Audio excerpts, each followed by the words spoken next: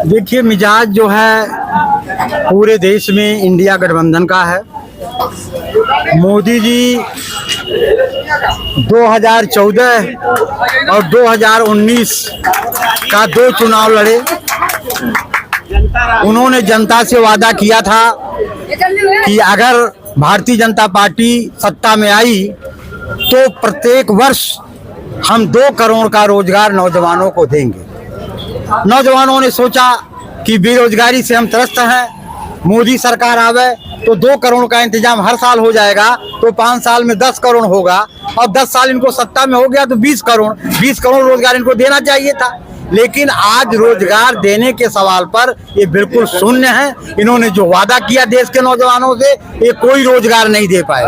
मोदी सरकार बिल्कुल फेल सरकार है। ये डबल इंजन की सरकार कहते हैं, ये 2 इंजन की सरकार कही जाती है, लेकिन इनका जो है ये दोनों इंजन हमको बिल्कुल फेल लग रहा है। अभी जो लोकप्रिय मुख्यमंत्री तथाकथित जो योगी आदित्यनाथ जी हैं, इन्होंने पुलिस की भर्ती निकाली थी। आपने देखा क्या हुआ? हमारे तमाम नौजवान रोज रियाज कर रहे थे, रोज दौड़ रहे थे गाँव में, लंबी दौड़ लगाए, बहुत कसरत किए, बहुत प्रयास किए। उनको लग रहा था कि नौकरी हमारी पक्की है, लेकिन आपने देखा परीक्षा में पर्चा लीक हो गया और उसके बाद वो भर्ती कैंसिल हो गई। अब वो भर्ती कब होगी इसकी कोई पकड़े भी तो गए। अगर पर्चा लीक हुआ, कहते हैं पिछली सरकार में पर्चा लीक हुआ, सिर्फ हमारी सरकार में थोड़ी लीक हुआ। ऐसा है, ये उनका जो कहना है ये बिल्कुल वो गलत कह रहे हैं। ये सरकार में है, अगर पर्चा लीक हो रहा है तो कैसे पर्चा लीक हो गया? सरकार में आप हो तो उसके लिए जिम्मेदार आप हो। जिन लोगों ने पर्चा लीक किया वो सारे आपके लोग हैं, सारे कर्मचारी आपके हैं। आपने क्यों नहीं कोई कार्रवाई की? आप कैसे प्रशासक हैं? आप कैसे मुख्यमंत्री हैं कि आपके नाक के नीचे आपके सारे अफसर बेलगाम हो गए? वो जो चाहे सो कर रहे हैं, आप देखते रह जा रहे हैं। तो आप कह रहे हैं समाजवादी पार्टी गुंडों माफियाओं की सरकार है, रही जब सरकार तो गुंडे माफिया की समाजवादी पार्टी नहीं है। आज अखिलेश यादव ने साबित कर दिया कि पूरे प्रदेश में अखिलेश यादव ने किसी भी यादव को एक टिकट नहीं दिया। उनके परिवार के जो लोग चुनाव लड़ रहे थे, चुनाव जीत रहे थे, चुनाव हार रहे थे, उन्हीं लोगों को उन्होंने चुनाव लड़ने के लिए टिकट दिया। अपने परिवार के केवल 5 लोगों को। परिवार को बढ़ावा नहीं है ये परिवार को बढ़ावा, इस समय वो स्वयं शामिल बढ़ावा नहीं है। वो उनके परिवार के लोग योग्य थे, पहले से चुनाव लड़ रहे थे, पहले से एमपी थे, कई बार चुनाव जीते, कई बार चुनाव हारे। कोई गलत अखिलेश यादव ने नहीं किया। अखिलेश यादव ने अपने उनके अलावा किसी यादव को कोई टिकट नहीं दिया। आज अखिलेश यादव का जो पीडीए का नारा है, आज राहुल गांधी का जो रोजगार का नारा है, आज राहुल गांधी का जो गारंटी है, आज पूरे देश के नौजवानों में एक बहुत बड़ा नौजवानों का एक तबका हिंदुस्तान में खड़ा गया है जो राहुल गांधी के नाम पर पागल है। आज राहुल गांधी ने कहा कि अगर हमारी सरकार बनी तो 1 लाख रुपया वर्ष में नौजवानों के खाते में खटाखट जाएगा, मतलब 8,500 रुपया महीना उन्होंने वादा किया है। नौजवानों को कहा, कह रहे जुमला है ये कहाँ से देंगे? कह रहे जुमला नहीं है। राहुल गांधी ने कहा है कि अगर प्रधानमंत्री मोदी अडानी अंबानी और तमाम जो पूंजीपति वर्ग के जो घराने हैं उनका 16 लाख करोड़ का कर्जा माफ कर सकते हैं, तो राहुल गांधी देश के नौजवानों को 16 लाख क्यों नहीं लुटा सकते हैं? वो नौजवानों को, किसानों को वो 16 लाख रुपया क्या, वो 20 लाख रुपया लुटाएंगे, किसानों का कर्जा माफ करेंगे। उन्होंने घोषणा कर दिया है।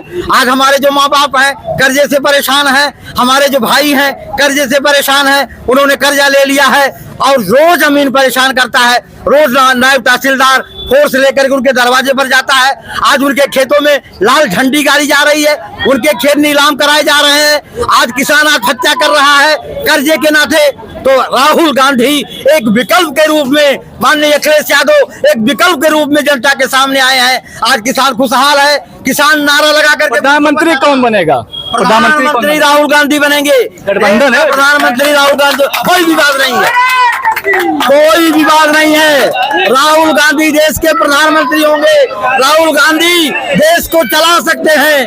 राहुल गांधी अगर हुए तो किसानों का कर्जा माफ, किसानों का भार कम होगा, नौजवानों को रोजगार पक्की नौकरी मिलेगी।